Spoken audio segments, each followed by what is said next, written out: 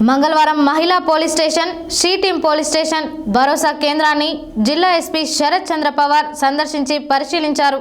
అనంతరం she team బృందాల పనితీరు, పోలీస్ స్టేషన్ పరిసరాలు, లైంగిక దాడులకు గురైన బాధితులకు భరోసా కేంద్రంలో కల్పించే న్యాయ సలహాలు, సైకలాజికల్ కౌన్సిలింగ్, వైద్యపరంగా తీసుకుంటున్న భద్రతా చర్యలు, మహిళల వేధింపులపై నమోదు అవుతున్న కేసుల వివరాలు తదితర విషయాలు అడిగి తెలుసుకున్నారు.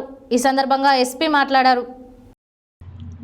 మంగళవారం మహిళా police station, she team police station భరోసా కేంద్రాన్ని జిల్లా ఎస్పీ శరత్ చంద్ర పవార్ సందర్శించి పరిశీలించారు. అనంతరం షీ టీమ్ బృందాల పనితీరు, పోలీస్ స్టేషన్ పరిసరాలు, లైంగిక దాడులకు గురైన బాధితులకు భరోసా కేంద్రంలో కల్పించే న్యాయ సలహాలు, సైకలాజికల్ కౌన్సిలింగ్, వైద్యపరంగా తీసుకుంటున్న భద్రతా చర్యలు, మహిళా వేధింపులపై నమోదు అవుతున్న కేసుల వివరాలు తదితర విషయాలు అడిగి తెలుసుకున్నారు. ఈ సందర్భంగా ఎస్పీ మాట్లాడుతూ, తెలంగాణ రాష్ట్ర ప్రభుత్వం మహిళల రక్షణకు అత్యధిక ప్రాధాన్యత ఇస్తుందని, మహిళలకు ఎలాంటి ఆపద వచ్చినా వెంటనే స్పందించి పోలీస్ శాఖ రక్షణ కల్పిస్తుందని, ఎవరైనా ఆకతాయిలు మహిళలను వేధిస్తే చర్యలు తప్పవు జిల్లా ఎస్పీ అన్నారు.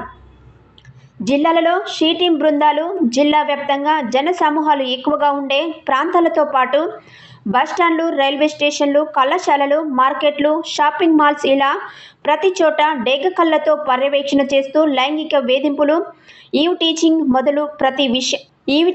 మొదలు ప్రతి అంశంలో మహిళలకు ధైర్యాన్ని కల్పిస్తూ నిరంతరం ముందుకు సాగుతున్నాయని అన్నారు. నల్గొండ షీ టీమ్ బృందాల రక్షణ కల్పించే విషయంలోనే కాదు, మహిళలు నేరుగా పోలీస్ స్టేషన్లకు రావాల్సిన అవసరం లేకుండా సాంకేతిక పరిజ్ఞానాన్ని పూర్తి స్థాయిలో వినియోగించుకుంటూ డయల్ 100 ద్వారా పోలీస్ శాఖ విడుదల చేసిన క్యూఆర్ కోడ్ స్కానింగ్ పద్ధతిలో వాట్సాప్ లాంటి సామాజిక మాధ్యమాల ద్వారా ఫిర్యాదు చేసే అవకాశాన్ని మహిళలు కల్పించి నిరంతరం షీ టీమ్ వారి వెన్నంటే నిలిచేలా ముందుకు సాగుతున్నాయని అన్నారు. ఎస్పీ వెంట ఉమెన్, పిఏఎస్సిఐ, కరుణాకర్, ఎస్ఐలు, సిబ్బంది ఉన్నారు.